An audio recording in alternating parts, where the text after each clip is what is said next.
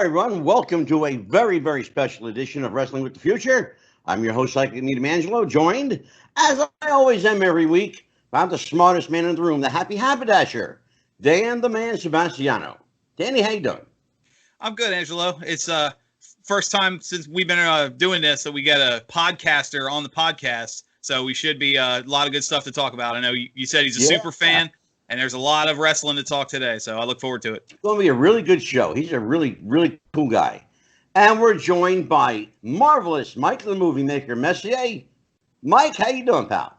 I'm doing good, Angelo. It's good to be here on the show, and with you, Jason, Dan the Man, and our guest tonight, like Dan was alluding to, is very informed, very intelligent, very popular amongst the wrestling crowd. Absolutely. And speaking of popular, where are you going to put your growing accolades and your awards? You've gotten several more awards here recently. You're building a separate wing onto the mansion for them, or? When I visited Pete Rose's Ballpark Cafe in Boca Raton, Florida, as a young man, and I spoke with Pete, I said to Pete Rose, Pete, you don't need to be in the Baseball Hall of Fame. You've got your own Hall of Fame right here. And maybe someday I'll have my own Mike Messier Ballpark Cafe. I'll have my own Hall of Fame. So exactly. I won't need anyone else's for all my accolades. Exactly right, Mikey. And, of course, the aforementioned to Jason. Jason Tuttle is a newbie to the show. Jason works behind the scenes. We call him affectionately the Bearded Wonder. How you doing, Jace? Doing good. I'm very excited to join the team and take part in this. I'm really looking forward to our guest tonight. Oh, we're excited to have you here. I should tell everybody that when our website goes up, wrestlingwiththefuture.com, you can thank Jason for that. He's the brainchild behind our website. Thanks, Jason. We have a very special guest tonight, Dan. So let's talk, while we're waiting for him to call in, let's talk a little bit. What do you know about Dave LaGRECA from Busted Open Radio? Well, I know he's just like a lot of us. He's a super fan. He's had a background in radio. He got involved in sports entertainment, entrepreneur style, doing his own thing. And next thing you know, one thing led to another. And he's hosting the #1 rated wrestling podcast in podcast land.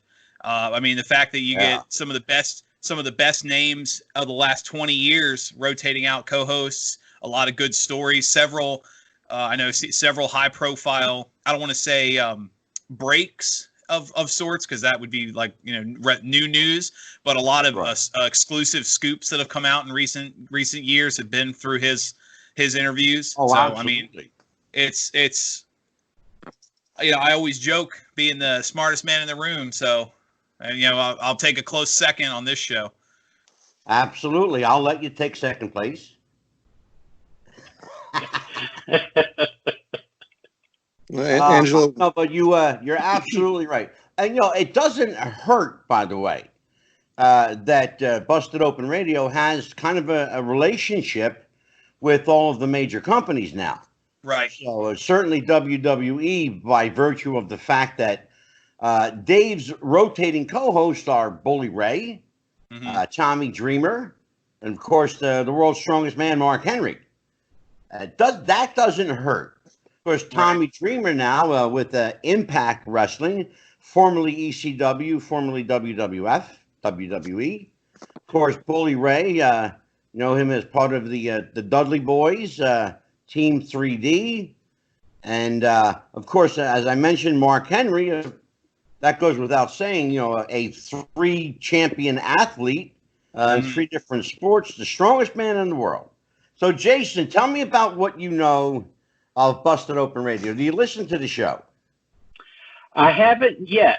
Like I said, I'm fairly new to this world, so I'm looking forward to asking Dave any new questions, how I could succeed in podcasting. I'd like to pick his brain on, what's the answer good. to that's very simple, Jason. Just listen to Papa Bear. Yeah. I'll teach you everything you need to know.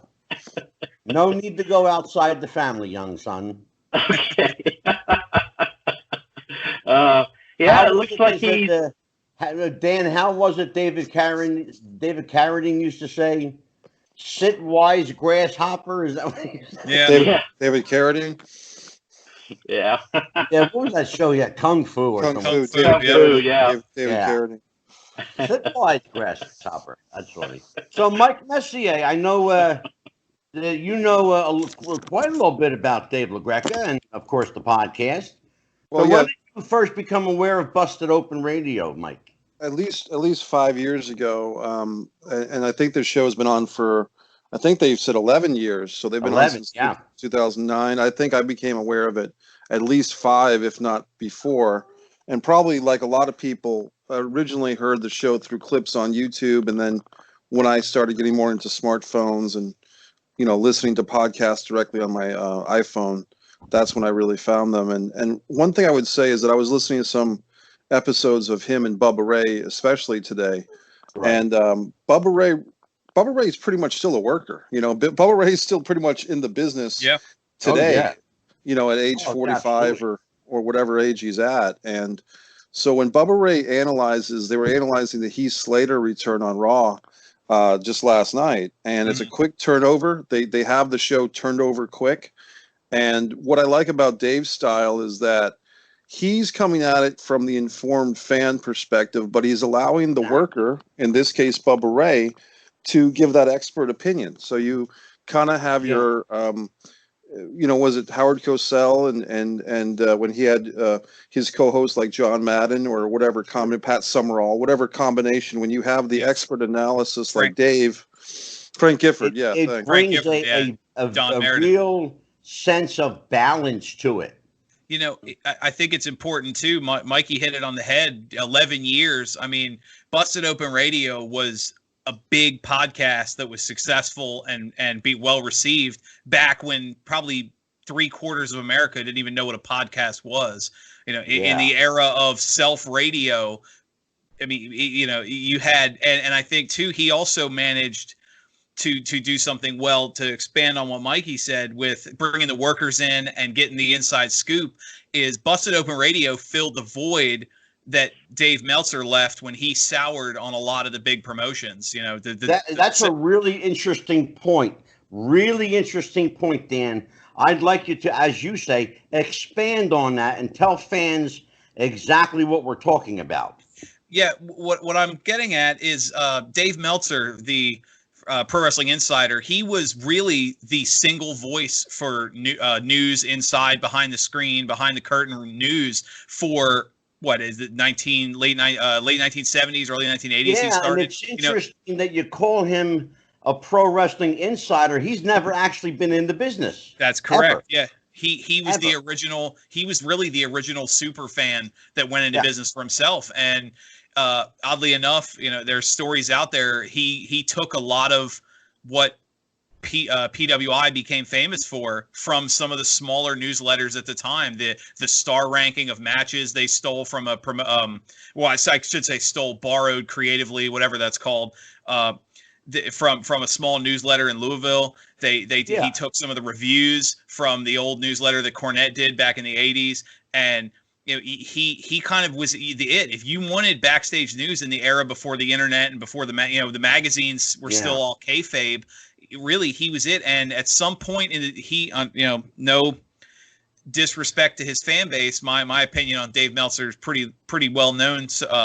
And low is that he didn't adapt well to the social media age, and he became, not at all. No, what ended up happening was the more news that was put out in the era of social media, it became very obvious that what Dave Meltzer was reporting as inside information was a tiny morsel of inside information and conjecture. What happened, Dan, was reality bit Dave Meltzer on the hiney. Right, but he would get word like a wrestler's unhappy. Well, and you kind of led me into this. Here's where Dave kind of shot himself in the foot. Go ahead. As long as you don't have a way of tracking and verifying and validating information, you can say pretty much anything you want and people will believe it as fact. Yes. But when the internet really came into bloom, now Dave Meltzer's got fact checkers. Yeah. Now Dave Meltzer has people that will say, hey, you know what? That's not quite true. What you wrote, you know, you kind of have the ballpark, but that's not what happened. You got the gist of it, but you don't have the juice of it. Right. And I'm sorry, go ahead. And it really hurt him, and it's hurting him badly because people now know what kind of fraud he actually is. Right, especially in the Twitter era of the last few years, where he would tweet out a story, and the people involved in the story, there was a high-profile case, about a year or two ago with Seth Rollins, where he talked about Seth Rollins giving a very bad backstage speech when morale was low, blah, blah, blah. And Seth Rollins straight up tweeted him, like, I wasn't even there that day. You don't know what the F you're talking about. Exactly. And, you know, you have – it's like you say, you know, you watch a pay-per-view and a week later you read the newsletter and this, and oh, cool. Okay. That's what was going on behind the scenes. Well, now he's reporting it. And not only is it crap, but because it's coming out instantly, there's been actual on-record cases of Vince McMahon throwing away a script for Raw or SmackDown 5 minutes before showtime because he wants the dirt sheets to be wrong. Oh, sure. Dave Meltzer actually got this right, so now you're not winning the title tonight. You know, whatever. And he will do that. McMahon can afford to do that. Right. You know, I'm sure it doesn't bode well on his writing staff. You know, to have to scrap a show, you know, that they worked on all week long. Yeah. You know, and throw it in the trash can because Dave Meltzer, you know, kind of spoiled it. You know, let the cat out of the bag, so to speak. Right. You know, if there were ever a guy who should be bitch slapped in the public square, it's Dave Meltzer. I don't like the guy. Let me just go on record and say, I don't know Dave Meltzer. I don't know if he's a nice guy or a prick. It doesn't make any difference to me. What he's doing is ostensibly offensive to me. Yeah. Because he's taking authority for that which he has no authority. And he's writing knowledgeable pieces that he has no knowledge to substantiate. Exactly. That was the point I was making, is he'll get, like you said, he'll get a morsel of something. You know, he gets word that somebody's unhappy backstage, and then he writes an entire piece on Seth Rollins or Sasha Banks or somebody, and 90% of his article is just conjecture or assumption, and he ends up being totally wrong time and time again. Like you said, now he's got the fact checkers, including the wrestlers and behind the scenes people themselves. Absolutely. Absolutely. Jason, chime in on this. I was going to say he's Bruce Pritchard's #1 fan. Our guest is here. Speaking of people, this show has a low opinion. Our guest is here. Just talking about you. Hello, sir. Hello. How are you, Dave? How are you? I'm good, man. How you doing? We are absolutely wonderful. We were just kind of talking about one of your favorite people, Dave Meltzer, as a matter of fact. I'm a fan. I mean, I don't know if the rest of the show shares that, but I've always read Dave's stuff, even back in the day when he used to have the facts. So yeah, exactly, exactly. Well, let me tell everybody who I have here, and I've been trying, and I'll tell you the story after I introduce him. I've been trying to get this guy for a while. Dave LaGRECA is the enigmatic, entertaining, very passionate, and sometimes controversial host of Busted Open Radio podcast, heard each and every day, daily from 9 a.m. to noon on SiriusXM Radio, Fight Nation Channel 156. He is our very special guest on tonight's epic episode of Wrestling with the Future. Dave, welcome to the show. Hi, how are you guys, man? It's a pleasure to be on. Thank you. Well, I want to tell you something right off Jump Street over here. And I want you to hear this from me, from the horse's mouth. Were it not for Busted Open, there would be no Wrestling with the Future podcast. And I'm going to tell you why. Okay. Okay. I am 61 years old. I'm a few years older than you. But I heard you give a a dissertation one day, kind of a passionate pep rally over the airwaves about doing whatever you want to do, and it's never too late. And I thought to myself, you know what, damn it, it's not getting any younger. You know, I'm 60 years old. So a friend of mine, a late friend of mine, who my first co-host, Jeff the Ref Robinson, and I, we started this podcast basically because people said we couldn't. So you are, my friend, responsible for my 2 million downloads. Thank you very much. Well, I appreciate that. You know, thank you so much. That honestly means a lot to me.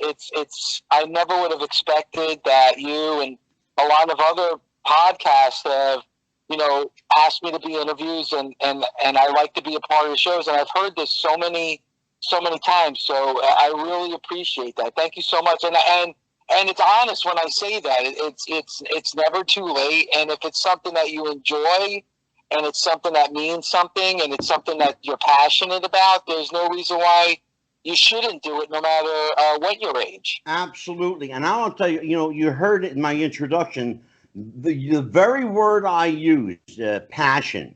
You are a guy, oh, God bless you. First of all, you know, you're Italian, so God bless you anyway. But I have to tell you, when you get behind a cause and you know that you're right, I don't care how big, tough, or strong Bully Ray or Mark Henry are, you are going to fight your point, you're going to argue your point, and most of the times you're going to come out right. Well, I mean, I don't even know if it's about right or wrong. It's more about that this is my opinion, and I'm going to use the opportunity to voice my opinion.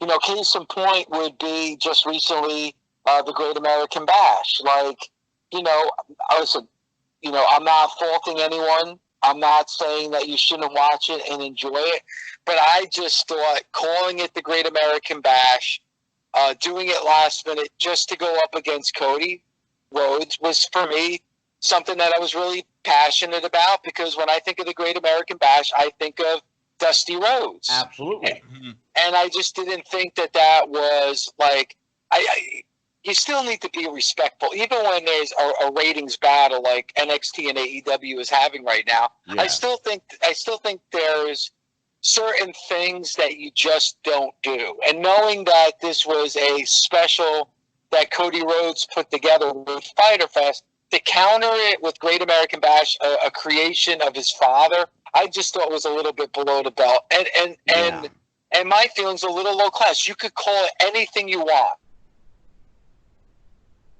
You have the decade, so why are you bringing it out now? And I just thought like, especially with NXT, and NXT is completely a different brand than Raw or SmackDown. Again, it's my opinion. I'm not faulting anyone for having another opinion. I just thought, just because you have the power doesn't mean you have the right to do it. And yeah. I just wanted to voice my opinion, because I know I absolutely agree with you. And it bothers me that Vince McMahon does things just because he can. And that's what I mean. Just because you have the power and you own it doesn't mean you have the right to do it. And I just think, you know, when you think of the Great American Bash, you think of Dusty Rhodes. Dusty Rhodes, hands down, you're absolutely right. Yeah, absolutely right. And I just think that like, to go and use that to throw it in his son's face, I just thought that was not the proper thing to do. And sometimes you have to think of the proper thing to do. Yeah. Right. You know, in wrestling, there's something we call doing the honors, and I don't think that WWE did the honors. My opinion, for whatever it's worth. I don't think they did the honors. And I agree with you. And I'm not going to call like the WWE like the evil empire, like a lot of people say that, because they do think they do things right. You know, there are certain things like documentaries on the network. You know, they could have thrown away all the old footage of the territories, and they chose not to do that. I'm glad that we have a place where we can find those things and watch those things. True. It's important. It's part of history. So there's a lot of things that I tip my cap to when it comes to the WWE. So no question about it. Yeah, and I think they've done a really good job of having a tribute to the past. This one particular thing, when it comes to the Great American Bash, I thought that was a swing and a miss. Yeah, absolutely. So let me ask you, Dave, how did you parlay this fandom into a successful, nationally listened to podcast? You had to start somewhere. Obviously, you were a fan growing up. I'm guessing that you're probably around maybe 50-ish. I'm going to turn 49 next week, so I'm almost at 50. Okay, so you're 49. So you grew up then probably at the tail end of Vince Sr., right? Yeah, I started watching wrestling, right around 10 years old. So it was right around that time, like you said, just at the tail end of Vince McMahon Sr. And I've said this before on Busted Open, even though I live in New Jersey, born and raised in New Jersey, I've stayed in New Jersey my entire life. The first wrestling that I was exposed to was Georgia Championship Wrestling on TBS. Yeah. I was by my friend's house at 10, and he was watching wrestling, and I remember it was Tommy Wildfire Rich was on the TV, yeah. and I remember watching it, and I never had watched wrestling before. And I've heard of it, but I never watched it. So my friend asked me, "Have you ever watched pro wrestling?" And I said, "No, but is that with like Bob Backlund? Is it?" And he goes, "No, that's the WWF. That's the fake stuff. This is the NWA. This is the real. Yeah, this is the NWA. This is the real stuff." So I was like, "Really?" And I was like, "Wow, I had no idea." And so, for the first about year and a half being a fan, I strictly just watched Georgia Championship Wrestling on WTBS on Saturdays. Yeah. And then once I discovered the wrestling magazine, that's when I started realizing that there was so much more, and there was so many more promotions and shows. Oh, and then I was hooked. And then I by 1983, I needed to watch everything. So yeah. So that it was I guess the best way, it was an obsession, and Yeah. it's something that I've always been a fan of, and to be able to do this show is a dream come true. But to fast forward, I got into radio, and I started working at SiriusXM, and SiriusXM is where they kind of have so many different avenues of shows for anyone's taste. So I always pushed to get a pro wrestling show on, and 11 years ago, this past April, I got the green light to do one, and wow. it's just been building and building ever since. To now, it's not only a show on SiriusXM, but we also have a very highly successful podcast as well. So it's awesome. It's definitely something that I'm very, very happy and very pleased to be able to do. And I'll tell you what, Dave, your career parallels mine in so many ways. I too actually went to school for radio broadcasting and worked in radio for probably 27 years. Wow. Promoted wrestling for 24, and I actually hosted one of the very first wrestling radio programs along with Joel Goodhart, my buddy. Back in the day, it was called The Squared Circle. And I don't know if it was from Philadelphia. I don't know if you ever heard of that one. I have, out of Philly, yes. Wow, that's amazing. That's awesome. Yeah, and I too was one of those kids growing up. My father was like, "Oh, he'll grow out of it one day." That all changed when I walked into his bar one day with Jimmy Snuka. That's so cool. I've seen some of the pictures that you've posted on Facebook with, J.J. Dillon and Boogie Woogie Man, Jimmy Valiant, and Jimmy Snuka. That's amazing. And I remember also, being from the New York, New Jersey area, Jody McDonald, who was a Philly guy, used to do a radio show on the weekends for pro wrestling. So a lot of people look at me like, wow, but there are people like you and like Jody from that Philly area that, were doing it, decades ago, which are, kind of like the pioneers of pro wrestling radio, which is awesome. Yeah, and I'll tell you what, unfortunately, radio as you and I remember it is pretty much dead. But thank goodness for the podcast platform, because now I get a chance to do what I did for a living and enjoy it and express my passion for wrestling through the podcast and get to share it with, the entire world. And of course, my buddies that are here with me. I'll introduce my co-host to you, and we got a pretty stellar cast here. My co-host, Dan the Man Sebastiano, is with the United States Navy for his shoot job. He is the guy we affectionately call the smartest man in the room. He knows everything about everything. The next in line here is Marvelous Mike, the movie maker Messier. Mike Messier is an award-winning actor, writer, producer, and director, and has shared the screen with Meryl Streep, Wesley Snipes, Frances McDormand, Sybil Shepherd, and probably others that I've forgotten by now. And of course, the newbie to the crew tonight is a guy we affectionately call Dave. He is the bearded wonder, Jason Tuttle. Well, thanks, guys, for having me out. It's a pleasure to meet you guys today. Nice to meet you, Dave. Mike, yes, sir. Thank you. So you got Dave LaGRECA. Go ahead, brother. Well, Dave, I want to echo your statements because I attended the 1988 Great American Bash pay-per-view in Baltimore. Dusty Rhodes versus Barry Windham, the Flair, Luger, Ray Iannucci, blood stoppage. That happened to be on our podcast producer's birthday. Angelo's birthday is July 10th, so happy early birthday to Angelo. Thank you. Today is actually July 7th, the anniversary of Sting, Ric Flair. So these matches took place.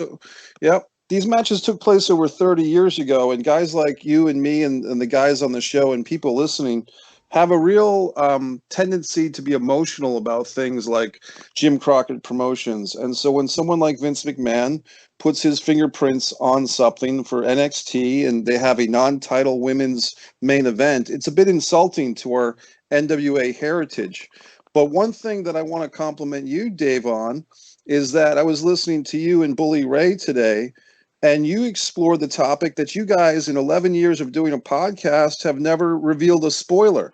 You've never gotten inside information, whether it was the pre-taped WrestleMania a few weeks ago or something from Japan that might air a couple of days later in the States.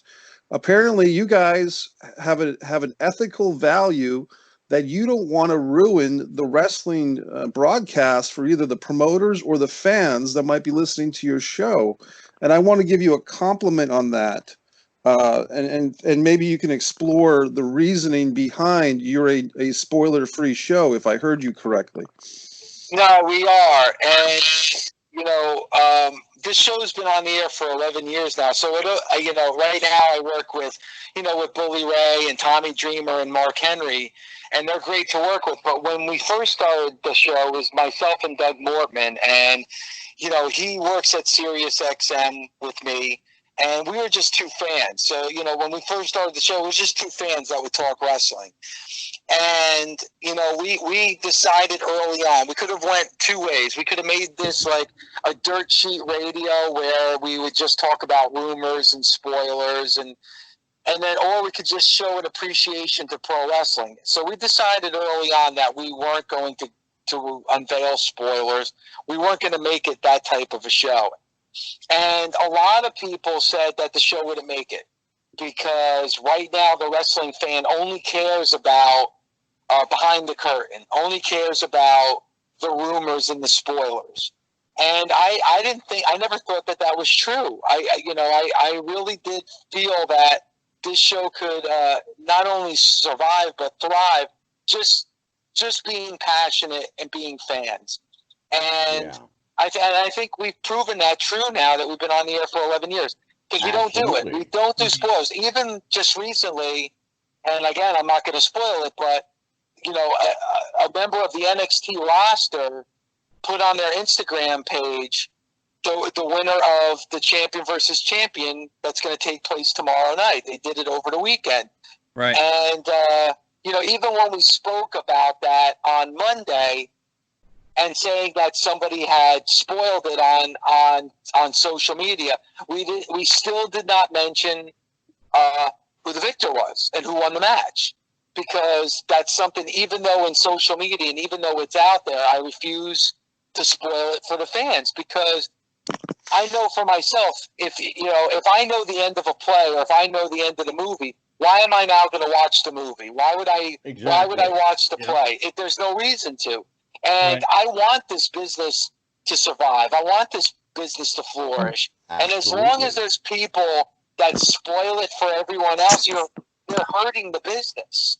Like, it pisses me off. All these, like, dirt sheet writers that say, oh, I'm a journalist and this is news. That's a bunch of bull. It's professional wrestling.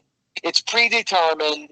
You're just spoiling it for everybody else if you're going out there and you're exposing the business like that. Absolutely. And I think that's a major problem in our community, especially right now in 2020. Oh God, sure, absolutely. Well, that leads me into a question: how do you stay? And my guys will tell you there's two words that I harp on almost every single show: emotional investment. How do you stay emotionally invested in a product that's clearly not what it can be?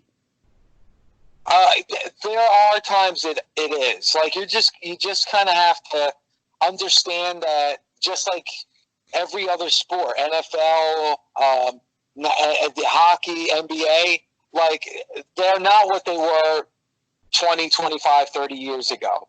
They're just not. Now, you could either say, you throw your hands up and say, oh, it was so much better back then than it is now, or you're just going to have to kind of evolve with the times and understand what's going on. It is different. It is completely different in a lot of ways. Yeah. But I kind of just have to look at it with a fresh mindset and understand that everything is always changing and evolving. And I think if you do that, then a lot of those things would be much clearer, and you can get that emotional investment. Plus, there's a lot of things that are going on right now that is very, very old school. Like the Orton Edge feud had a very old school feel to it. Impact Wrestling, to me, has some old school feel to it. Exactly. NWA Power, when that was running, had an old school feel to it. So you kind of got to pick it and not overly criticize, and I think you can find that emotional investment. Dave, are guys like me dinosaurs that are just disgruntled that we want our wrestling back the way we knew it? Or am I just an old fart that's not willing to go forward? Well, I mean, I think there's a way to be both. The simple answer would be no. No, you're not. You appreciate what you grew up on. It's the same thing with music. If the music you grew up on is not the same music that you hear on the radio today. Yeah, right. Doesn't make you a boomer, as they say, or an old man. It's just that you appreciated the music you grew up on. But I also think you have to realize that it is different and appreciate what's going on now. Like, Jim Cornette, Jim Cornette, there's a lot of things that Jim Cornette says that I completely agree with. But there's some things that I disagree with. Sure. Not everything is crap. Not everything is bad. Not everything is, terrible. And there are some good things that are going on right now. You just kind of have to sift through the stuff that isn't good, and it's difficult to do. It's difficult to do. But again, like, you have to look at it in a different eye. It's not the same thing. And let's face it, you could go back and watch some things from the early 80s, and some of that wasn't good either. Oh, right. No question about it. So, yeah. But I'll tell you what, one of the things, at least from my perspective, that kind of makes me sad is that, and I know Dan and Jason are going to explore this, but when I grew up, probably you too, when we grew up watching wrestling, We believed it. We believed that these guys were really in a fight. They're now the suspension of disbelief has all but vanished. And I know Dan wants to talk to you about that. Go ahead, Dan. Two things. Actually, first, real quick, Angelo was telling you the story where he brought Jimmy Snuka to his father's bar. Why don't you tell him who your dad bought that bar from, Angelo? I think he'll get a kick out of that. Oh yeah, my father bought the bar from Buddy Rogers. Oh wow, that's awesome. Yeah, that's so cool. Yeah, I knew Buddy. That's another thing, Dave. I knew Buddy Rogers very, very well. And Jimmy Snuka lived about 5 minutes away. That is amazing. I live in Wrestlers Row, Dave. King Kong Bundy was like 6 blocks away. Buddy Rogers was 5 minutes east. Jimmy Snuka was 5 to 7 minutes west. King Kong Bundy was literally like walking distance. And Tom Brandy, of course, is 20 minutes over the bridge. Where do you guys do the show? Are you guys in the same location? Are you in different areas? We're in different locations. Right? I'm in just outside of Cherry Hill, New Jersey. Okay, all right. That's I'm in Jersey too. I'm about 35 minutes from you. And Dan, of course, Dan and Jason are in Norfolk, Virginia. Awesome. And Mike Messier, who is from Virginia, is actually in Atlantic Beach, Florida. Yep. Wow. I'm pretty close to AEW here, like 15 minutes away from Daly's place, and right outside of Jacksonville. Yeah. Oh, awesome! That's so cool. Yeah, that's great. So yeah, I've actually been in the business 48 years, legit 48 years. In earnest, and I will tell you, I've told Bill after I had Bill on the show. Bill's a friend of the show. I grew up calling Phil Zacco Uncle Phil. Now, he was my grandfather's accountant. Wow. Yeah, so I grew up pretty much around wrestlers and boxers. That's my childhood. But oh my God, I got stories. Please, I got stories. In a small world of sorts. Angelo mentioned he records from Cherry Hill, New Jersey. It's actually where I was born before we moved. Which speaking is kind of what leads into my question. We moved for my father's business when I was a kid. The area I lived, we got the Baltimore and the DC stations. So you had NWA on one channel and WWF on the other, because the NWA was as far north as Baltimore and WWF came as far south as DC. I guess my question to you is looking at it from the fan perspective. I'm very much in the Jim Cornette mentality that 90% of what's on TV today is garbage. How do you just because I've been a fan of your program for a long time, and how do you get someone like me or someone like that mentality where I see someone like an Orange Cassidy or like watching dick flips on TV and people who the Young Bucks whose entire gimmick is wrestling is fake. Look at me. What you're watching is a stunt show. What I'm clearly doing isn't real. And how do you explain to someone like me that sees that mentality and is just off put by it, that you can find nuggets of goodness in there? It's difficult because, like what you guys were just saying, when we grew up watching, did we think it was fake? Maybe. Did we think it was real? Yeah, maybe. There was. And then there were certain times where, like I said, the WWF is fake, but the NWA is real. But that Sergeant Slaughter, that Sergeant Slaughter, Pat Patterson boot camp match, that's real. Like, look at it. That Snuka Backlund cage match, that's real. Yeah. Like, how can you say that's fake? Look at that. Like, it was the uncertainty of it. That era's gone. Like. So, like, the first thing you have to realize when you talk about, like, right now is crap, the first thing, and maybe you may not be able to overcome that, in a lot of ways I've been able to. I think that it's a shame that the kids today go into being a fan without the, the magic of what we fell in love with. Like there was a magic there. There was a magic there, and that magic's gone. That's right. But there's still magic, and that is the magic of storytelling. Like you mentioned the Young Bucks, and I admit I'm not the biggest Young Bucks fan. I say it on the show. I'm not discrediting them. I've met them. I've interviewed them. They're great guys. You know, I like AEW. I'm in AEW's corner. I want it to do well.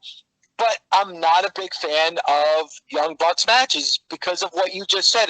It's almost blatantly throwing it into your face that this is a show. This is not real. Mm-hmm, so, like, last May, I was at Double or Nothing in Vegas. Right. And, you know, watching the Lucha Brothers and the Young Bucks, you're like, all right, this is too showy for me.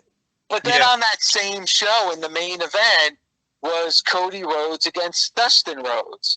And it was a bloodbath. They told an amazing story in the ring. And like, you see a match like that and you're like, all right, this is, you know, hopefully the future of pro wrestling. You know, at WrestleMania 36 to see, you know, Rhea Ripley and Charlotte Flair. To me, that was a fantastic match that told you a good story in the ring. So you kind of have to like the Orange Cassidy, and I find Orange Cassidy very entertaining. You have to take it for that. I do too, Dave. You have to take it for that. To you, I find him entertaining, and when I tell you why, you'll understand it. He's a character, and I grew up watching characters. Absolutely. I mean, look at, you know, like the Missing Link. That was a character. Oh my God, I loved him. Scared the shit out of me. Kamala, like it's. I know it's a little bit of a stretch, but you know, you just have to watch it with a different eye. And listen, a lot of the wrestling that we grew up with, you had to watch a little bit with a different eye. So I just feel you have to be maybe a little bit more open-minded. And then again, you know, you don't have to watch everything. There's nothing to say like, all right, I gotta watch Raw on Mondays and Impact on Tuesdays and you know, and NXT and AEW on Wednesdays and SmackDown on Fridays. If you're just a fan and you're just watching it as a fan, pick and choose what shows that you like more than others and just stick with that show and see where it goes. You know, Dave, I got to tell you, there's a guy you work with, and I want you to tell him I said this. There's a guy you work with, Bully Ray. Mm-hmm. And I've never met Bully Ray. And I knew a lot of the guys at ECW. In fact, I had New Jack stay at my house for 2 days. But Bully Ray, I want you to tell him that I said he is the modern day Eddie Graham. I want you to tell him that, and I'm going to tell you why I'm saying this. Okay. When I hear Bully walk through a match that he's seen the night before, he explains it in believable, realistic terms. He understands the storytelling, but more importantly, he understands what Eddie Graham was brilliant at, and that is something he too is brilliant at. The art of ring psychology. And I talk about psychology being a lost art form on this show all the time. Mm-hmm. And one of the reasons I listen to your show every day, and I do listen every day, is to hear what Bully's going to say next and how he will dissect something. And I can say the same thing for Tommy Dreamer and Mark Henry and to you. You guys do a great job of dissecting without tearing apart, and there is a difference. Yeah, I think it's improving. I think it's like, you know, Bully always says it like, and it might be a curse where he'll just watch a match and be like, boy, if they would have just done this, or listening to a promo and saying, boy, if he would have just said that. And I think that, like, yeah, you're right. It's not being critical. It's not tearing it down. It's constructive criticism, just like doing something a little bit better. And I think it's a gift that Bully has. And you mentioned about, you know, just, you know, like I think two words is believability is the biggest thing. I think in no matter what era you work in, I think it goes back to what we were saying before. Believability is key. It's got to be believable. If it's not believable, you're going to lose me. Yeah. And then the other thing is it's got to be logical. It's got to make logical sense. Yes. Because absolutely. if it doesn't make logical sense, then you're going to lose me too. I think, you know, if it's not logical and it's not believable, then it's not credible. And then once you don't have that, if you don't have that, then you're not going to get the passionate. You're not going to get people that are going to get passionate about what you're doing, and you're not going to get people that are going to continue to want to watch. And I think more than anything is Monday nights, a lot of times, it's not believable, it's not logical, and it's not even creative a lot of times. So yeah, that's actually a subject matter we're going to talk about at length in a couple of minutes. But I want to give Jason a chance to ask his question, Dave, if that's okay. Sure, of course. Go ahead, Jason. Again, thanks, Dave, for coming on tonight.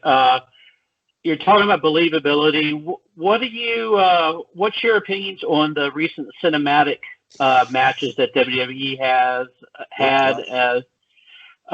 You know, Matt Hardy has done his back when he was in Impact. So, what are your thoughts on those? I've never been a real big fan of them up until lately, just because of what's going on right now, and because of the pandemic, they've had to find different avenues to present their product, because, you know, in empty venues, it really doesn't come across as good as it should. Wholeheartedly agree. Yeah, so like if you gave me the Boneyard match a year ago, I wouldn't have been a fan. But because of the environment that we're living in right now, I honestly don't mind it, because to me, throw it at the wall and see if it sticks. Like I think more than ever, you know, shows and organizations need to be a little bit more creative, because the old way of doing things right now isn't going to work, unfortunately. Yeah, and you know what? It's funny. You mentioned a couple things there, the Boneyard match. I'll be honest with you, Dave. I never heard of a Boneyard match until this year. They didn't want to say graveyard match because of some I had no idea where they were going to go with this. I guess where it really comes down to is, you know, necessity is the mother of invention. They've got to find, as you said, they've got to find, you know, interesting and creative ways to keep people tuned in. What I like about AEW, and I'd love to have your take on this, I like the fact that at least AEW is using the wrestlers in the back out front as kind of like their audience, if you will. I like that. It adds a little bit of noise to the venue. You know, granted they're largely empty venues, but it adds some element of, you know, people. I'll put it that way. So what do you think of that? Where is your head on that subject? I think personally, like, they have done the best job of any other show. Like, there's times I'm watching it that I forget that there really is not a big crowd. You know, from the camera work to the interaction, to just the way they have it set up. I think AEW has dominated. I think the WWE, the way they've done it, and I know they're doing it at the Performance Center, and I kind of tip the cap to them that they're doing it in the Performance Center, because they're trying to keep their staff as safe as possible. It just doesn't come off well at all. I think of any of the shows, AEW does the best job with the way they presented their roster being in the audience. Well, I'll tell you what, when AEW introduced that Double or Nothing pay-per-view, and I saw that Cody Dustin match, I thought to myself, yes, my wrestling is back. And then it kind of weaned a little bit. Then the pandemic hit and everything, of course, came to a scratching halt. But I agree with you. Oh, wholeheartedly, I agree with you that they're doing I think, the best job of creating a feel and a sound. And it's important that it's not only a visual. See, wrestling is not only a visual medium, it's an audible medium. You've got to be able to hear a crowd to respond to it. We had, on a few shows back, we had Magnum TA on the show with us. And I asked him about today's wrestling, trying to sell to an audience that isn't there. And he flat out said, I couldn't do it. I can't do it. How are these guys doing it? Are they doing it effectively? I'll be honest with you, Dave. I really don't watch enough WWE to know what they're doing right or wrong, for that matter. But when you watch, what are they doing that speaks to you as a fan that says, yeah, I can invest myself in this? Well, I mean, you talked about the interview with Magnum TA and how he said that he wouldn't be able to do what they're doing right now and perform or wrestle in front of no audience. Yeah. I mean, if I would actually say to him, I would disagree with that, because I think he would be able to. When Magnum TA would be on TBS, on World Championship Wrestling, and they were doing it from the TBS studios, like, there would be 25 people in attendance. Was he doing it for those 25 people, or is he doing it for the millions of people that were watching it on TV? When he was doing an interview with David Crockett and Tony Schiavone, was he talking to those 25 people in that room, or was he talking to the camera to connect with the millions of people that were watching at home? Well, yeah, that's a really good point. I think it would be the latter. I think he would. I think he was looking into the camera and talking to the people who were at home, not the 25 people that were in the TBS studios. Yeah. On Busted Open, we recently talked to Edge, and then today we talked to The Miz. Right. And both of them said the same thing. They said, at first it was tough, but then you learn that you're working to the camera and that you're working to the audience at home. So maybe you're not getting that instant gratification of a reaction from the audience, but that's not the audience. Even when you're doing a Monday Night Raw and you're performing in front of 15,000 people, yeah, you're still performing to the 3 million people who are watching at home. So I think the cream rises to the top, and I think no matter what, a Dusty Rhodes, a Ric Flair, a Magnum TA, a Nikita Koloff, no matter who you throw out there from that golden age of wrestling era, they would be able to do it now because they did it before. Yeah. Now, all right, so not every show is in the Superdome, or not every show is in the Mid-South Coliseum or the Greensboro Coliseum where it's a sold-out crowd. Yeah. But, sure. we grew up on studio wrestling. So when they were wrestling in the studio, they were wrestling to the camera. Yeah, well, and I think that's the same thing now. I absolutely grew up on studio wrestling, and in fact, when JJ was here, we actually talked about that particular studio. I worked in that studio, and you'll appreciate this, Dave. It was actually the Mike Douglas Show studio. Oh, really? I never knew that. It was the NBC affiliate in Philadelphia. At the time, it was called KYW Television, Channel 3, and they did studio wrestling from what became the Mike Douglas Show studio. I worked there. I was a stagehand. Yeah. That's amazing. That's amazing. Great story. I'll tell you what, and JJ remembered that when we had him on the show. We had JJ and Davey O'Hannon on talking about their friend Bruno, and in the interest of full disclosure, I knew Bruno as well, and we all talked about our friend Bruno. Speaking of which, Mike Messier, he's got a couple questions for you, Dave. Hi, Dave. Sure. Hi, Dave. There's so many things we could talk about. One thing I would say is, as the kind of host, producer, straight man, so to speak, on your show, busted open. With these gentlemen, Tommy Dreamer, Mark Henry, Bubba Ray especially, they've all got great careers, and probably, I've met Tommy and Bully Ray several times each. Do you find that ego gets involved? I'm not saying that those guys in particular have ego issues, but wrestlers, by their very nature, are larger than life characters. They put a high premium on their own value to entertain people.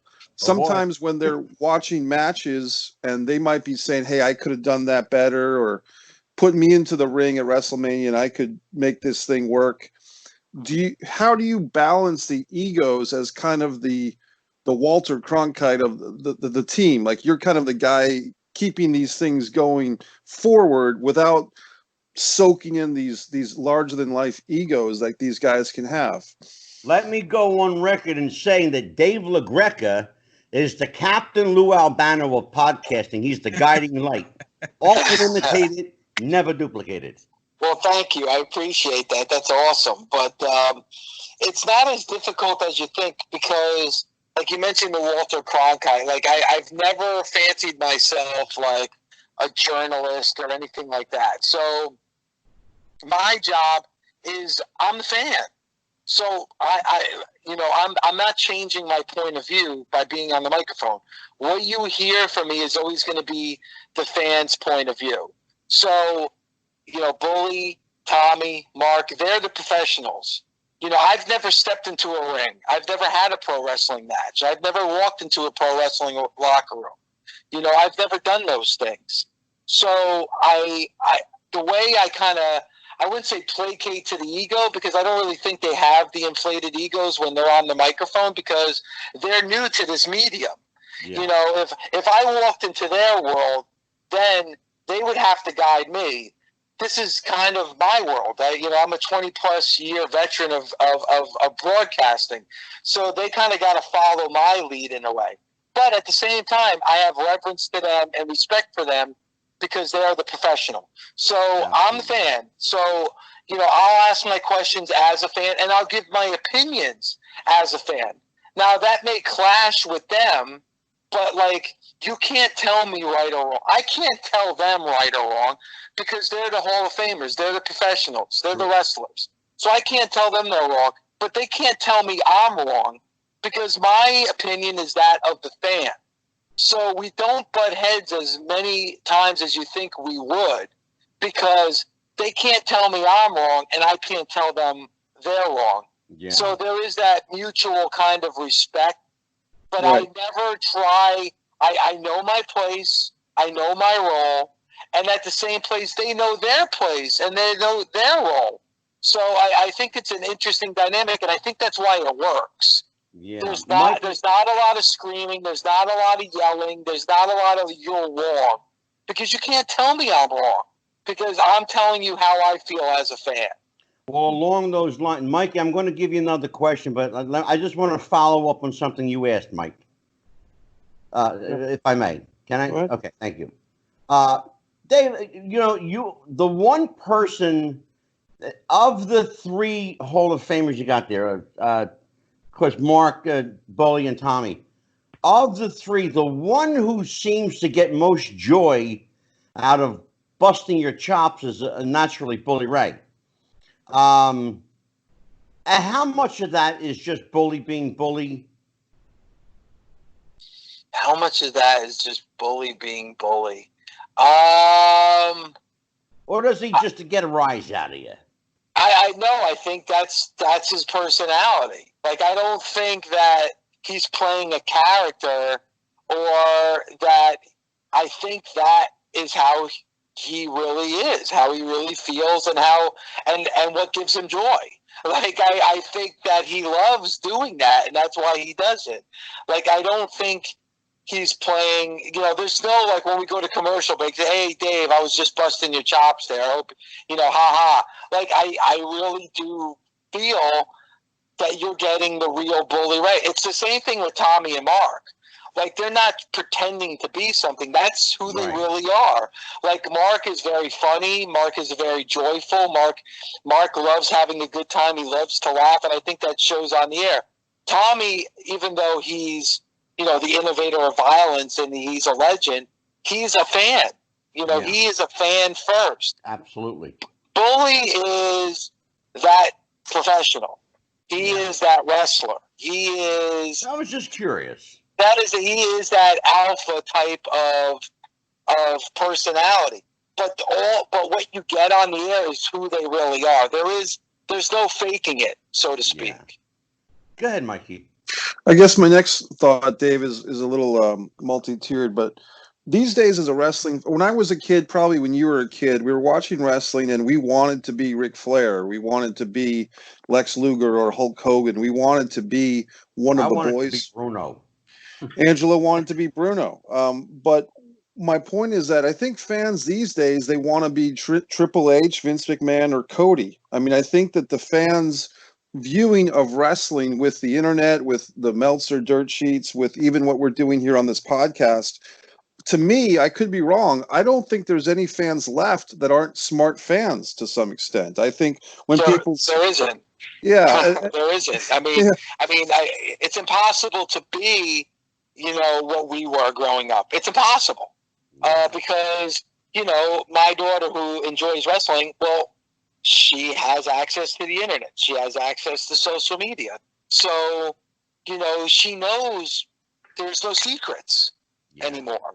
When our source of information was the magazines. Well, the magazines didn't tell you what you weren't supposed to know. They didn't peel back the curtain. They were in on the act. They were kayfabe. The aftermath. Yeah, they were involved, and it's funny because even me, there's certain terminology that I won't use. Like I still want that boundary. I don't want to know everything. But I think you're right. I think the fan now, they do. They want to be the booker. They want to be the owner. Yeah. They don't want to be the wrestler. And I think that I think you're absolutely right when you say that. So it's true. It's funny because, like you said, you wanted to be, Bruno, or you wanted to be, Superfly Snuka or Dusty Rhodes, or I wanted to be Bill Apter. I wanted to cover the matches. I wanted to take the pictures, and I wanted to write in the magazine. Like that's what I wanted to do. But I don't know if there was a magazine that was out now, because even Pro Wrestling Illustrated, pretty much the only magazine that's out there now. Yeah, they're not what they once were. I don't know. I don't know. I honestly don't know if Busted Open was completely in character and the people we talked to were in character and we just reported on what we saw on the shows.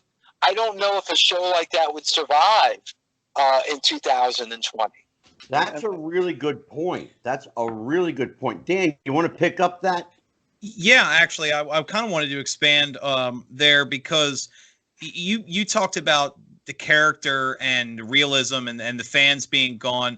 I think one of the better examples in recent memory is what NWA was doing with the Power Show, where they had, for example, the build up with Tim Storm's title rematch, where they ran an entire documentary series where he talked about contracts and they peeled back the curtain and it was scripted. It was, here's what I've been doing, blah, blah, blah.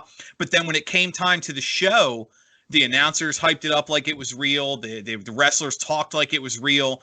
And I think that they were able to get that emotion. And it was the same emotion I had watching the Rock and Roll Express win the tag titles again, even though it was, the build up to it was, you guys got one more contract, you fossils, and then they get in the ring and the announcers talk about it like it's a real fight and the wrestlers act like it's a real fight. I think you have this narrative of there's no smart fans left and the internet's killed everything, but the shows can still pretend, yes, kayfabe is gone, that genie's not getting back in the bottle, but you don't have to have the announcers during the match talk about some other item or hype sprite or whatever, where everybody involved is, this is scripted, this is crap. You can still present it, you can still pretend, and I think the NWA proved that worked. So I was wondering what your thoughts are on the fact that even though kayfabe is gone, that doesn't necessarily mean that wrestling has to abandon it altogether. I totally agree, and I think the best example is the one that you just mentioned, and that's NWA Power. That was my favorite show. I mean, that was the show I got the most joy out of because of all the things that you just said. And it goes back to, like we talked about, logic and things making sense. It's also just like, knowing that your audience, wants to enjoy this. Right. They like, we use the word magic. Like, don't insult your viewers' intelligence. I think a lot of time, probably like the WWE is probably the best example to use. A lot of times they insult my intelligence as a wrestling fan. Yeah. Yes. You don't have to tell me everything. I don't need to know. I can figure it out for myself. Exactly. And I think like the best examples that they have is like on the network with the documentaries that they have and things like that. I wish that was more like what they presented on their actual shows. And I think you're right. I think everybody wants to believe. Again, believability is key. And I think that's a lost art in pro wrestling right now. And I think that's why a lot of fans from our generation gravitated towards NWA Power, because it did seem real. And I think the more real it seems, the better it's going to be. Can I interject something, Dave? Sure. That too was my favorite show when it came on, and you might laugh at me when I tell you why. The visual, you heard me mention earlier that wrestling is a visual and audio medium. The visual of that studio with the flags draped around and the small audience reminded me, it took me back in time to when I was younger and remembered that studio and Gordon Soley, and Bob Caudle and people like that. It took me back in time, and it was very reminiscent of a time when, to use the expression, when wrestling was real. Well, I mean, and I think it was Mike that brought up the point, and I'm sorry because I don't see you guys, so if it wasn't Mike, I apologize. But he, the great thing about NWA Power, and of course it starts with what you just said, the comfortable feel of that old school studio with the podium and, the small audience and the flags draped. I mean, all those things, spot on. It brought you back to a place that you were comfortable with, and it brought you back to your childhood. Yeah. And seeing the Rock and Roll Express, brings you back to your childhood. Mm-hmm. But what they were able to do is introduce new characters that you fell in love with. Like, right. I thought they were able to bring in, like, a Cowboy James Storm and an Eli Drake. And I think Nick Aldis was a great representation as NWA champion. Mm-hmm. So even though it had that old school feel to it, I thought they did a great job of introducing wrestlers and characters that you bought and that you bought into. And that's why that was my favorite show. And it's a shame now because I don't know if we're ever going to get that back, because with this pandemic, I don't know how long this is going to be. They didn't tape any new shows, so they don't have anything. And Dave Lagana, recently stepped down. So I'm fearful of what the future of NWA Power was, and it hurts me because it was really hitting a stride, and I really thought it had momentum, and I really thought it was creating a buzz, and then this pandemic happened, and I just fear that we're not going to get that show back. Yeah, it put the kibosh on everything, Dave. It really did. I tell you what, I really thought that they were making some headway in gaining an audience. I know that there was talk of Billy Corgan, negotiating with a television network. They were within striking distance. I know this factually. They were within striking distance of a television deal when the pandemic hit. And it put everything to a screeching halt. I mean, everything got squashed.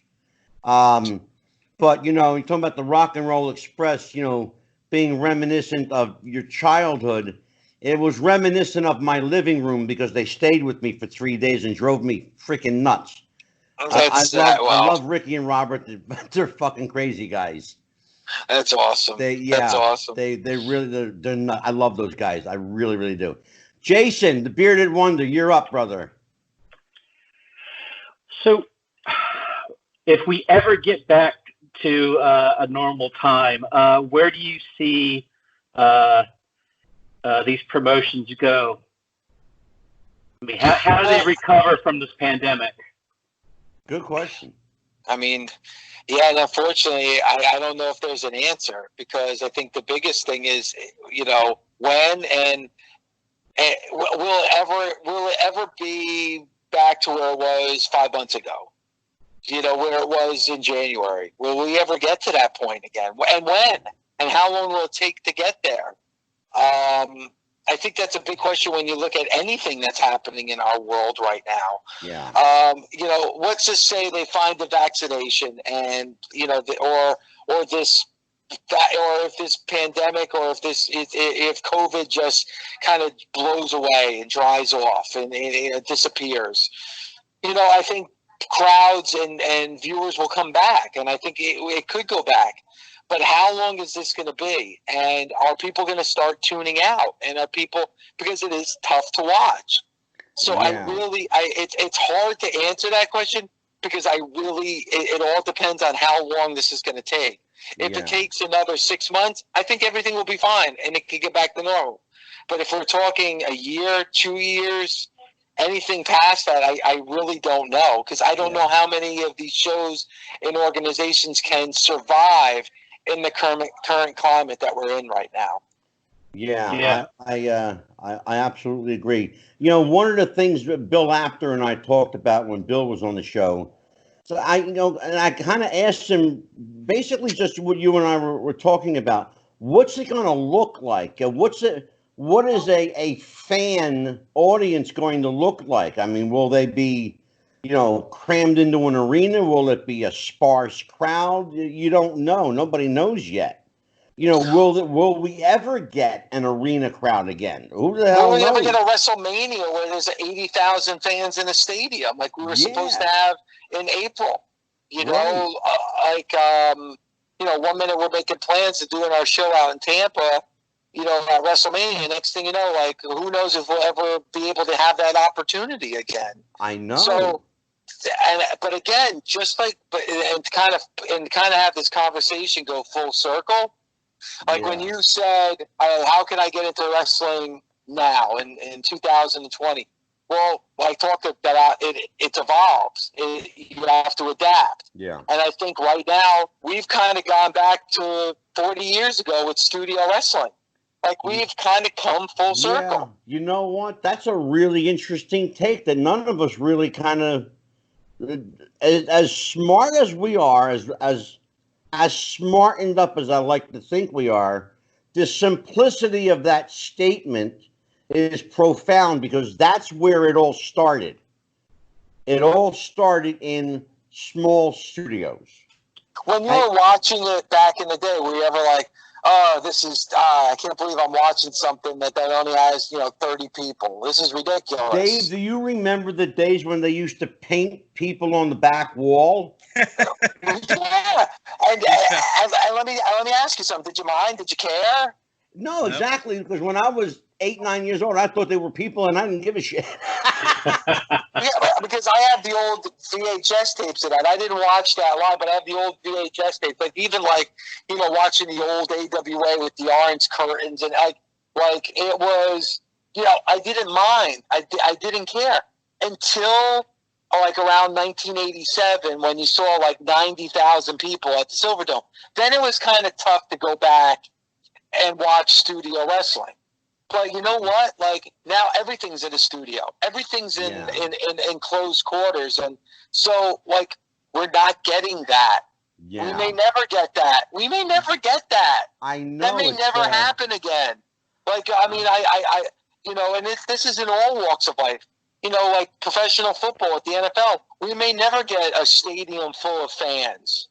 That might be a part of our history and not our future. Yeah, I know. unfortunately. It's sad, but it is what it is. It's going to be interesting to think about a 90,000 seat stadium sitting empty, while the team plays a game on it. That's certainly that's different. Let's be fair with that, Angelo. You two are in New Jersey, where the Jets and Giants play. You guys haven't seen a full stadium in years anyway. Well, that's true, Dave. It's been a while. It's been a while. And the last time I was at the stadium was for the XFL, so there was only 5,000 people. Speaking of a COVID casualty. And there were still more people there than at a WWE event. Yeah, well, unfortunately, you're probably right. Hey guys, I'm sorry, I gotta jump off because okay, Dave. I hate to do that because I think that we're having momentum in this conversation. So I hate to do that. I hate to jump off, but you guys got to have me on again because I love the conversation. You guys have been fantastic. Thank you, man. I actually learned stuff today on this show. So we are the smartest guys in the room. And yes, you definitely, and you're in different rooms. So I mean, exactly. so hey guys, thank you so much. I truly appreciate you having me on, and thanks so much for the time. Thank you so much, Dave. Say hi to Billy and Mark and everybody. You got it, buddy. Thanks, guys. Take care. Bye-bye. That was great. Dave LaGRECA busted open. All right, guys. He brought up an interesting point that, Dan, being the smartest guy in the room, you should have thought of that. But he's actually, I bust your chops. But he's absolutely right. It's everything that we're seeing now, and it's just the simplicity of his statement.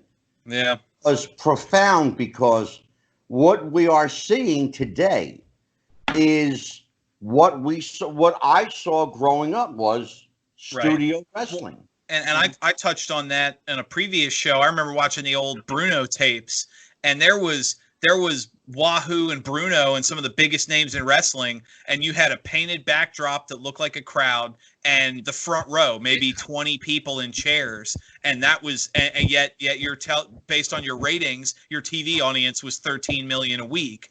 And, I think it's important. I like how he touched on the crowd, because I've said numerous times, Billy Gunn and his son were the MVPs of AEW. And that's because of how they were in the crowd. I think it's very important. Those 20, 30 people, Angelo, you remember those old tape shows, those 20, 30 people would bring in energy that 10,000 people at a bad show couldn't.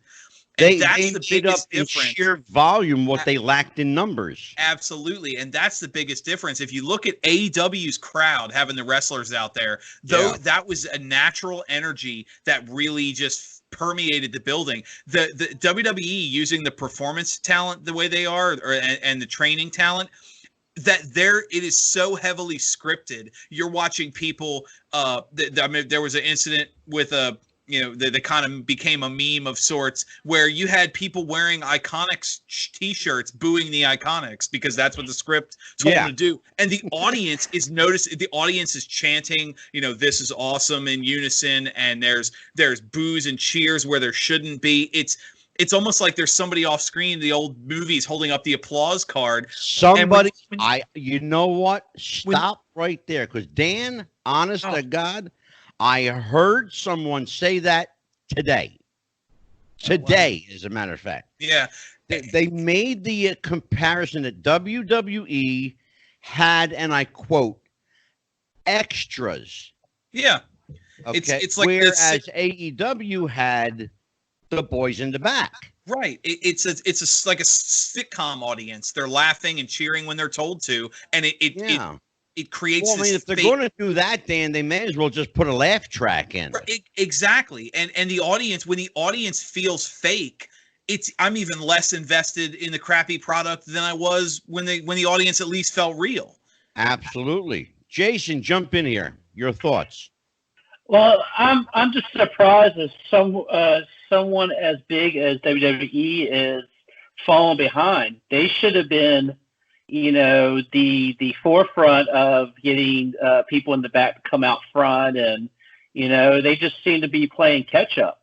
Do you think that has to do with the supposed opinion of Vince not thinking this pandemic is truly, a thing. Well, is it that, Jason, or is it Vince being out of touch with what's going on in his own, largely in his own company?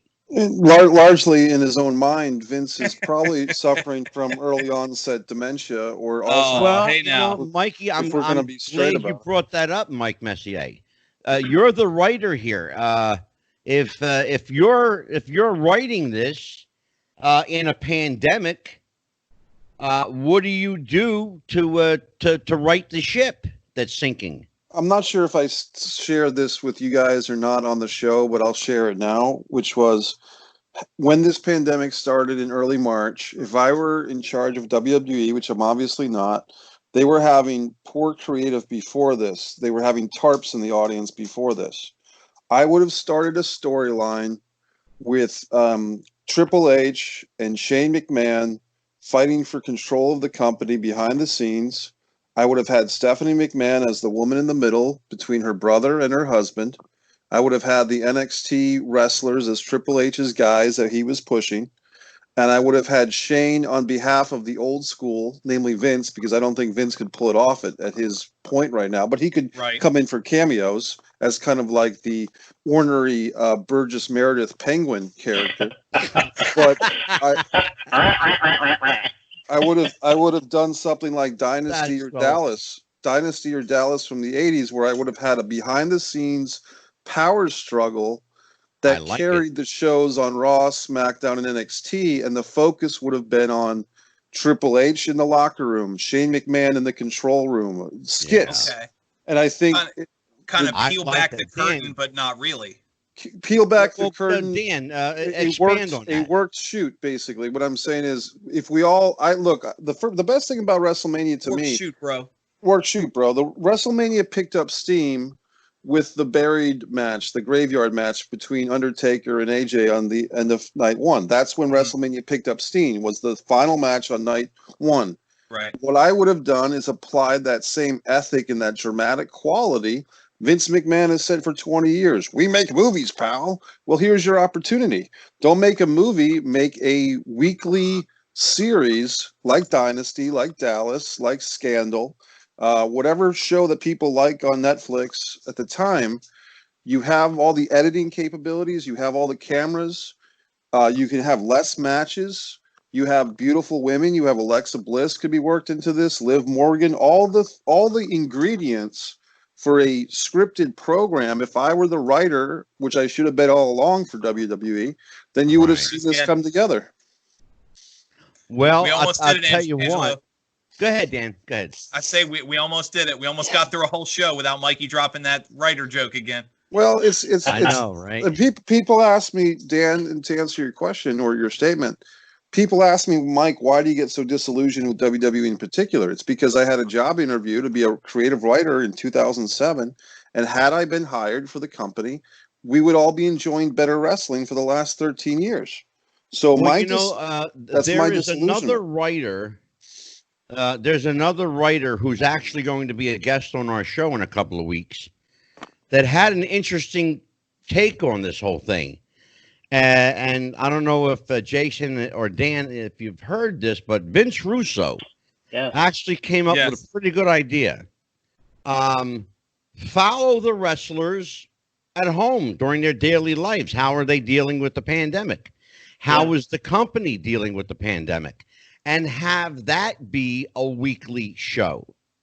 Kind of like NWA did following Tim Storm in the lead up to Power.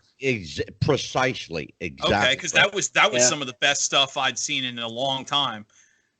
You see, I think, and one of the reasons that people listen to us is not so much that we pull back the curtain, because we really don't. Right. But we do something that WWE had the opportunity to do but dropped the ball. What we do is we put a human face on the wrestler, on the character.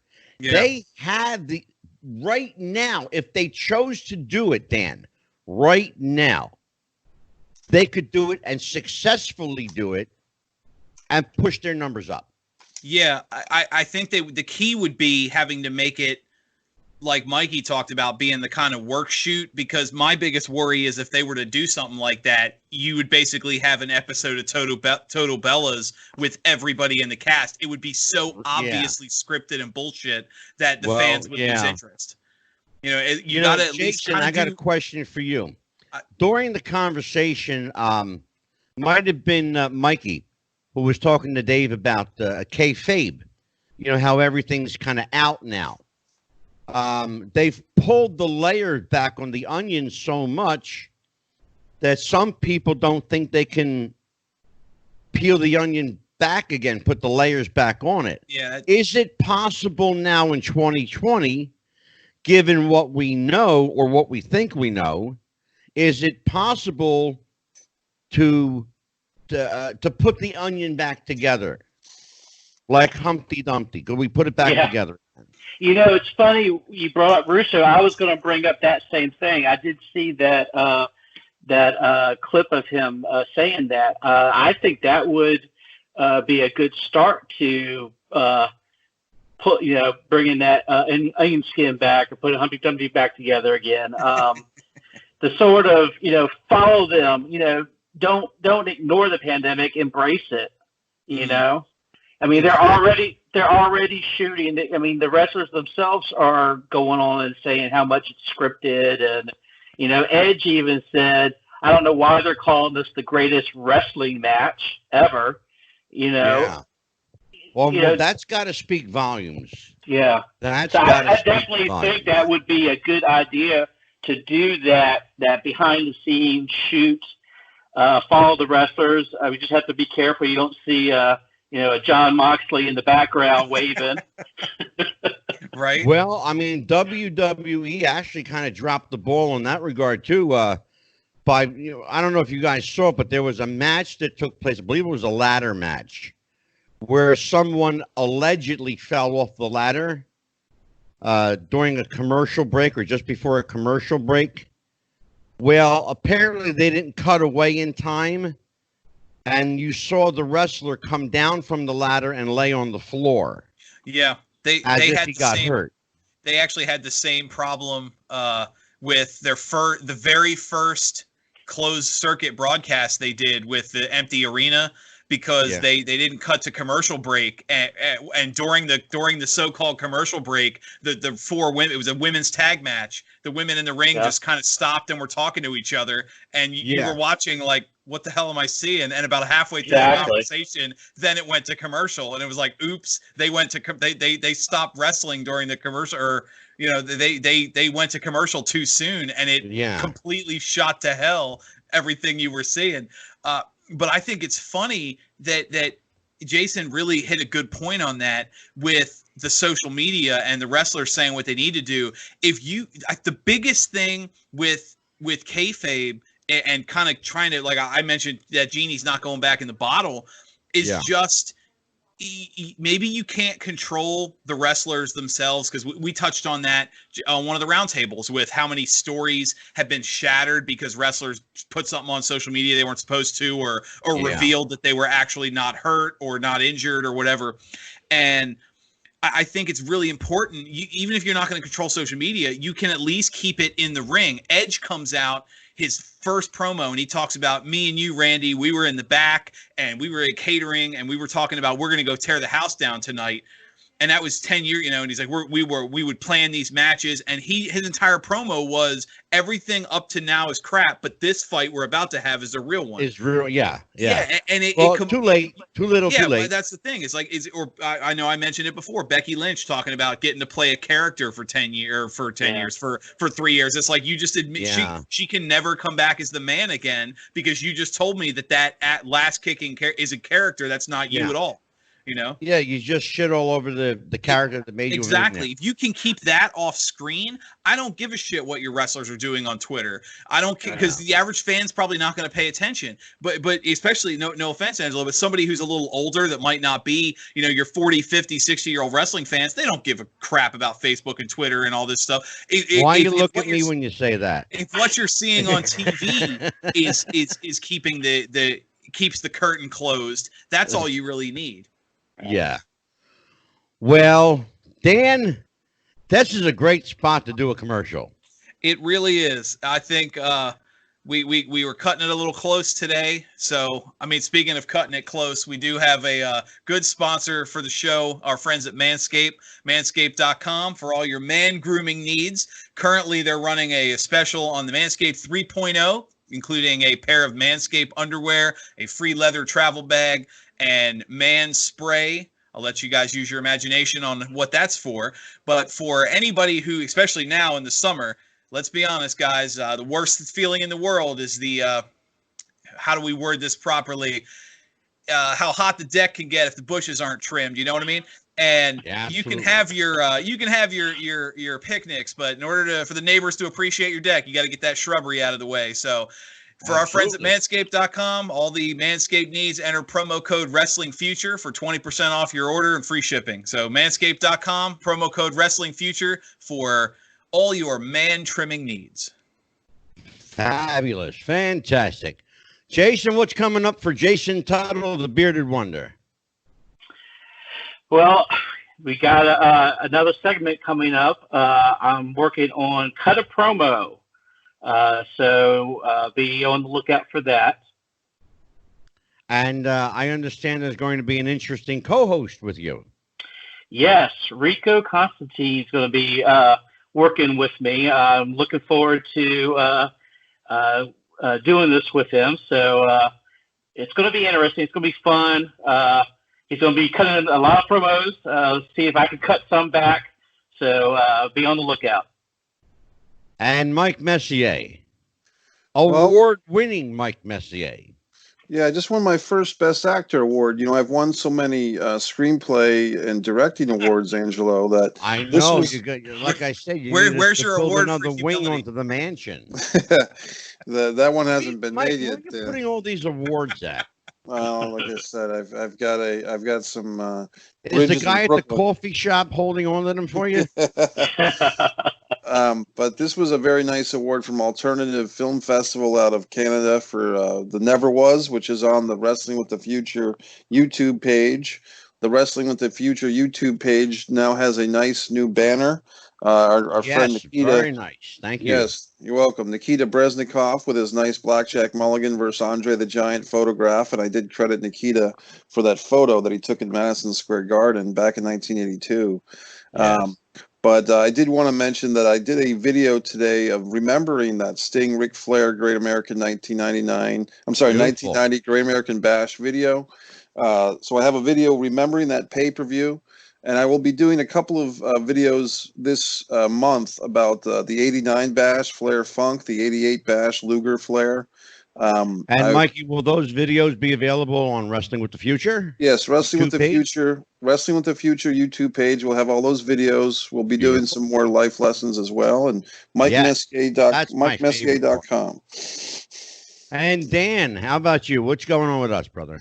Well, we've got plenty of good shows coming up. We talked about some of the guests you've mentioned. You got Vince Russo at the end of the month with our friend, the Sage of Quay, coming back to talk about the wondrous conspiracy of the duplicate Paul McCartney, something that a lot of people can appreciate. As far as Mikey touched on today in history, I think it's important to note that the most important, what I consider the most important moment in modern wrestling occurred today, July 7th, 1996, Hulk Hogan turning on WCW and forming the NWO. Bash at the Beach, 1996. Yeah, that was hard to believe. That was 24 years ago for anybody that wants to feel young. Mm-hmm. So, as for me, we've got a couple of good roundtables planned. Keep digging, kid. Keep digging. Hey, I'm the same way. There's no way I think about that back then, and it was more than half my life ago to think about that. Go ahead, rub it in some more. I love you. Hey, you know what? you got to enjoy it while you can. You realize I have a birthday coming up Friday, right? I do, yeah. But think about how many of our fans, because we do have a good chunk of fans under the age of 30 that weren't alive to even see that. Really, and to us, it's a moment that really defined the modern era. Vince Russo, the Attitude Era wouldn't have existed without it. And I think it's very important to if we're going to shine light on history, that was a big moment too. As far as the show, like I said, we got a couple of good roundtables coming up. We're in the works for a really big one. I'm negotiating now with some local medical professionals as well as some former WWE talent. We want to do a roundtable talking about CTE. Beautiful. We had a pretty exclusive if any of our fans missed it, a very exclusive moment on the last show we did where the widow of the late great Jimmy Snuka mentioned that the media's reporting was incorrect, that his death was he attributed his death to CTE and not stomach cancer. So we really want to touch on that because and I'm glad you pointed that out, Dan, because this is the only podcast that set the record straight. Superfly Snuka did not pass from stomach cancer.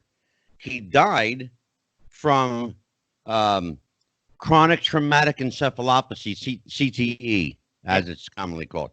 And that is from his wife directly. And even before Carol told us, Jimmy's best friend, Phil LaRusso, told us. Yep. So we had that information before any other wrestling podcast. That's correct. The two people, the one who was with him in the room when he passed, and the one who he was in communication with the most in his final days, both set the record on that. Yep. And that's something we're going to dive into. We got a lot of good shows coming up, both roundtables, Wrestling with the Future. Jason mentioned the cut of promos. We're expanding constantly. Mikey's putting up some good films. As far as our presence, obviously, we're on YouTube, we're on Facebook. We also have a closed group a private group on Facebook, Wrestling with the Future podcast. We're on Twitter, Wrestling Future. That's no G, Wrestling Future. Mm-hmm. And we all have our own pages. I can be found on Twitter at @theman_WWTF. And right now, I've just asked the fans, don't forget to like, share, subscribe, buy the T-shirt. We still doing the 3T special, Angelo? Yes, 3 large T-shirts for $20. There you go. So, like I said, don't forget to like, share, subscribe, buy the T-shirt. We'll show you the shirt. There you go. It's a good-looking shirt. Yes, it is. By the way, Mike Messi, I got a 3X coming your way. Well, I appreciate that. And, real quick, guys. It took me a while to get the big boys in. Got yours coming out. Got Jason's went out. Be getting that very shortly, Jace. Looking forward to wearing it. Thank you. For me, you can find me on Twitter at Psychic Angelo. If you're interested in that, of course, as Dan said, at Wrestling Future, no G, at Wrestling Future on Twitter. We also have a brand new Instagram account. It's at Wrestling with the Future on Instagram. You'll see short video clips, photos. You'll see our guest lineup. We're going to be adding to that periodically as new guests arrive. We do have a show. We actually, you guys at home don't know this yet, but you're about to find out. We had a meeting Sunday night, me and the boys. We are having a special look at Back to the Territories. And for that show, confirmed are Cowboy Scott Casey, Davey O'Hannon, and my buddy Jack Victory. It's a hell of a lineup. If anyone knew the territories, we're going to take a look back at the territories. I'll look back at when wrestlers traveled far and wide to make a living across the country. Before corporate wrestling became involved, before television and cable were so widespread, a look at the territory system from the guys who ran the roads. Well, Jack Victory went from world class UWF, ECW, WCW. I mean, Jack Victory pretty much wrestled in every territory there was. He covered some miles, brother. The money and the miles. Yes, sir. Just the stories that they have. Oh, my God. Please. And that's what we're all about, Jason. We're all about the stories here. Yes, sir. Keeping those, what Dan and I consider ourselves archivists. We are archiving these stories for posterity. Yep, and that's why. Like, where else are you going to find Judy Martin and Joyce Grable reunited on the same show? Yes. Where are you going to find Princess Victoria and Judy Martin and Casey Carlisle and Jennifer Lynn Lopez talking about, oh my God, you think that men wrestling is bad? The whole world of women's wrestling, that's like a subculture all unto itself. Indeed. Take a listen to those shows. I'll tell you what, drink. When I got into the backstage parts of sports entertainment, I had a syndicated wrestling column, and I was a wrestling historian, and a lot of it was the historical look at things, and then the modern take. And I'll tell you, you learn more history in 10 minutes talking to somebody who's lived it than 100 books. And that's the part of the appeal of this show is the human side of history that we put on everything. Absolutely. Well, and of course, you covered our Facebook pages, our group, and all that stuff. Yes, sir. Okay, good. I just want to make sure. Well, I'm going to have to say goodbye to everybody. So, I'll tell you what, we got to have Dave LaGRECA back. That was a great interview. I would, Dave was very generous in giving us about an hour and 10 minutes tonight, which, quite frankly, is about 40 minutes longer than I thought he was going to go. He didn't want to leave us, buddy. I know. He was enjoying himself. I didn't want him to go. I was just about to ask him, Dave, how are we on time? Well, well, I guess we know now. But I'll give Dave a call this weekend, and we'll find out when we can rebook him. Sounds good. Thursday night, we've got the Tennessee stud, Ron Fuller, with us. Ron is the author of a brand new book. We're going to talk to him about his book. So, and we're going to talk to him about growing up in the wrestling family. Of course, his father, the great Roy Welch. They basically single-handedly created Tennessee wrestling, Southern wrestling. And I'll tell you what, that man is a walking encyclopedia of wrestling history. I'm looking forward to that conversation a lot. So, for Jason the Bearded Wonder Tuttle, for Marvelous Mike the Movie Maker Messier, and for Dan the Man Sebastiano, I'm Psychic Media Mangelo. Take care, everybody, and happy wrestling. Bye-bye. Good night.